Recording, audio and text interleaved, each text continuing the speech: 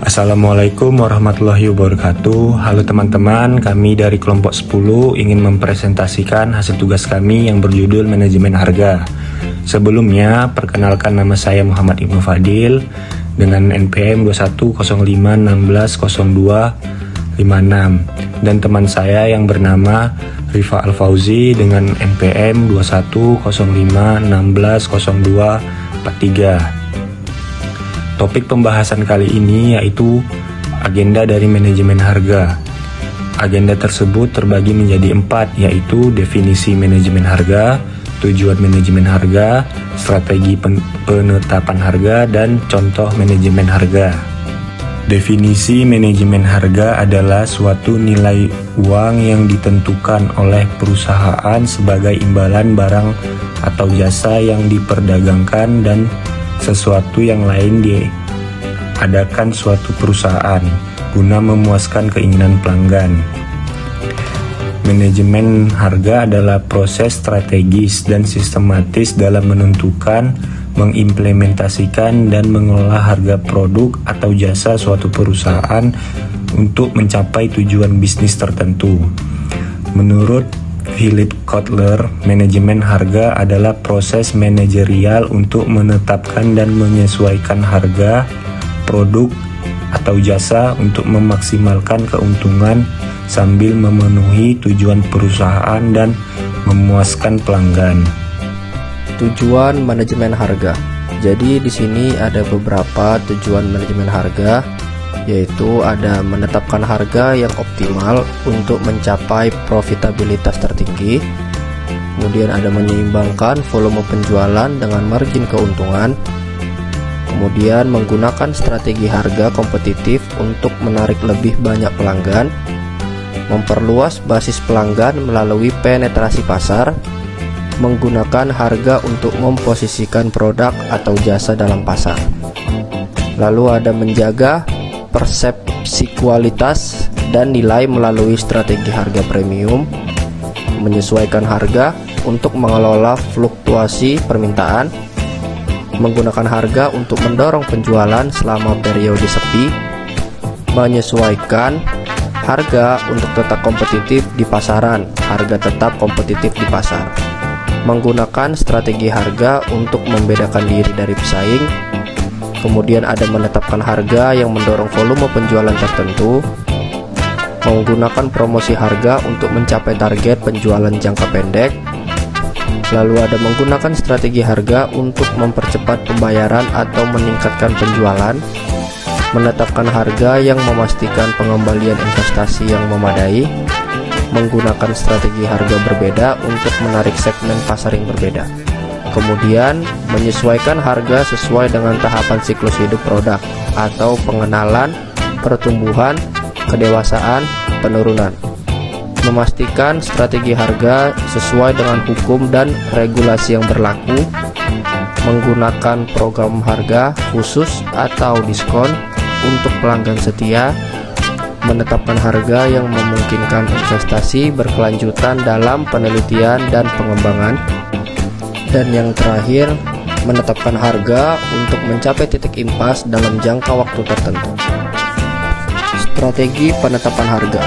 Strategi penetapan harga adalah pendekatan yang digunakan perusahaan untuk menentukan harga produk atau jasa mereka. Berikut adalah beberapa strategi penetapan harga. Penetapan harga berbasis biaya. Yang pertama, cost plus pricing, penambahan markup tetap di atas biaya produksi. Yang kedua, target return pricing, penetapan harga untuk mencapai tingkat pengembalian investasi tertentu. Penetapan harga berbasis nilai. Yang pertama, value based pricing, menetapkan harga berdasarkan nilai yang dirasakan pelanggan. Yang kedua, premium pricing, menetapkan harga tinggi untuk produksi berkualitas tinggi atau unik. Penetapan harga berbasis persaingan. Yang pertama, competitive pricing, menetapkan harga berdasarkan harga pesaing. Yang kedua, pricing matching, menjanjikan untuk menyamai harga pesaing. Penetapan harga dinamis, Yang pertama, mengubah harga secara real time berdasarkan permintaan, persediaan, atau faktor lain. Yang kedua, sering digunakan dalam e-commerce dan industri penerbangan. Penetrasi pasar. Yang pertama, menetapkan harga rendah awal untuk merebut pangsa pasar. Yang kedua, cocok untuk produk baru atau memasuki pasar baru. Skimming harga. Menetapkan harga tinggi awal, kemudian menurunkannya seiring waktu. Yang kedua, sering digunakan untuk produk teknologi baru. Harga psikologis. Yang pertama, menggunakan harga yang berakhir dengan 9 atau 5. Yang kedua, menetapkan harga sedikit di bawah angka bulat, misalnya 9.900. Bundling. Menawarkan beberapa produk atau layanan sebagai satu paket dengan harga total lebih rendah. Berikut adalah beberapa strategi penetapan harga. Yang pertama ada freemium. Freemium adalah menawarkan layanan dasar gratis dan layanan premium berbayar, umum dalam aplikasi dan layanan digital. Yang kedua ada harga segmentasi. Harga segmentasi adalah menetapkan harga berbeda untuk segmen pasar yang berbeda. Contoh, harga tiket bioskop berbeda untuk pelajar, dewasa, dan lansia. Yang ketiga ada harga geografis. Harga geografis adalah menyesuaikan harga berdasarkan lokasi geografis dan mempertimbangkan biaya transportasi, pajak lokal, dan daya beli regional. Kemudian yang keempat ada promosi. Harga promosi adalah menurunkan harga sementara untuk meningkatkan penjualan jangka pendek, termasuk diskon, kupon, dan penawaran khusus. Kemudian yang kelima ada loss leader pricing. Loss leader pricing adalah menjual produk tertentu di bawah harga biaya untuk menarik pelanggan, bertujuan meningkatkan penjualan produk lain dengan margin yang lebih tinggi. Kemudian yang keenam ada subscription pricing. Subscription pricing adalah mengenakan biaya berulang untuk akses berkelanjutan ke produk atau layanan, umum dalam layanan streaming dan software as a service. Kemudian yang ketujuh ada pay what you want. Pay what you want adalah memungkinkan pelanggan menentukan harga yang ingin mereka bayar. Sering digunakan dalam industri kreatif atau untuk tujuan amal. Dan yang kedelapan ada captive product pricing. Captive product pricing adalah menetapkan harga rendah untuk produk utama, tetapi tinggi untuk produk pelengkap. Contoh, printer murah tapi tintanya mahal. Contoh manajemen harga. Contoh bagaimana teori manajemen harga diterapkan dalam praktik bisnis nyata, yaitu penetapan harga dinamis. Contoh, maskapai penerbangan sering menggunakan penetapan harga dinamis, di mana harga tiket berubah berdasarkan permintaan, waktu pemesanan, dan faktor lainnya. Harga tiket bisa lebih mahal saat liburan atau lebih murah jika dipesan jauh-jauh hari. Bundling. Contoh, McDonald's sering menawarkan paket makanan, misalnya seperti burger, tambah kentang goreng, tambah minuman, dengan harga yang lebih murah dibandingkan dengan membeli per item tersebut secara terpisah. Harga berlangganan. Contoh, Netflix menawarkan beberapa tingkat harga berlangganan dengan fitur yang berbeda, memungkinkan pelanggan memilih paket yang sesuai dengan kebutuhan dan anggaran mereka. Diskon kuantitas. Contoh dari diskon kuantitas adalah wholesaler. Perusahaan grosir sering menawarkan diskon untuk pembelian dalam jumlah besar, mendorong pelanggan untuk membeli lebih banyak. Strategi premium. Contohnya yaitu Spotify. Spotify menawarkan layanan gratis dengan iklan dan layanan premium berbayar tanpa iklan. Ini adalah contoh manajemen harga yang bertujuan untuk menarik pengguna dengan layanan gratis dan kemudian mengkonversi mereka menjadi pelanggan berbayar. Penetapan harga psikologis. Contohnya, toko retail banyak menggunakan harga seperti 99.000 dibandingkan 100.000, memanfaatkan persepsi konsumen bahwa 99.000 jauh lebih murah daripada 100.000.